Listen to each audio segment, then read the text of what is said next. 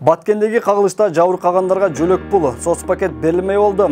Мамлекет Баткендеги чегара кагылышында майыпты калгандарды дарылануу, турак жай алуу, курман болгондордун балдарына окутуу боюнча ар кандай социалдык жеңилдиктер менен камсыздайт. Президент Садыр Жапаров тажик тараптын Баткенге кол салуусунан курман болгондордун үй бүлөсүнө жана майыпты калган жарандарга кошумча жөлөк пул, соц пакет жеңилдиктерди берүү мыйзамына кол койду. Аталган мыйзам долбоору Жогорку Кеңеш тарабынан 29-июнда кабыл алынган. Долбоордун негиздемесинде пособияны ай сайын 5500 сомдон берүү сунушталган. Бирок так өлчөмүн министрлер кабинети инфляцияга карап бекитет.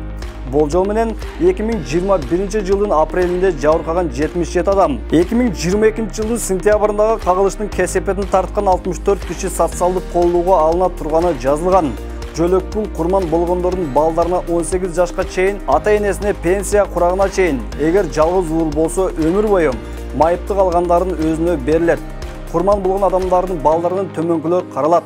Мамлекеттик бала бакчаларда жана ден соолукту чыңдоо жайларында кезексиз, акысыз орундар менен камсыз кылуу. Башталгыч, орто жана жогорку кесиптик билим берүү уюмдарынын бюджеттик бөлүмүнө кирүү үчүн квоталарды берүү.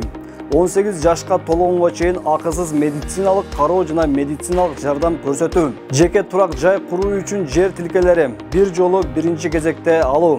Жабыр тарткан адамдарга социалдык кепилдиктер, медициналык тейлөө жана дары-дармектер менен жеңилдиктер тартипке камсыз кылуу. Биринчи деңгээлдеги дарылоочу профилактикалык уюмдарга артыкчылыктуу тейлөө жана стационарларга кезексиз жаткыруу. Протездик ортопедиялык буюмдар менен акысыз камсыз кылуу. Санаторийлерге, профилакторияларга жана эс алуу үйлөрүнө иштеген жери боюнча жолдомолор менен камсыз кылууга артыкчылыктуу укук.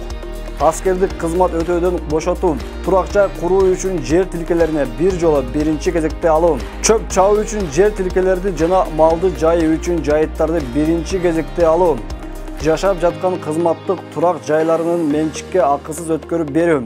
Мыйзамда белгиленген жогорудагыдай тартиптер аткарылбаса, мамлекеттик жана жергиликтүү бийликтин кызмат адамдары жоопко тартылат. Сиздер Алдабан Евре каналын көрдүңүздөр. Сиздер менен мен Абдыганов Суранов болдум. Кайрадан жолугушканча сак саламатта туруңуздар.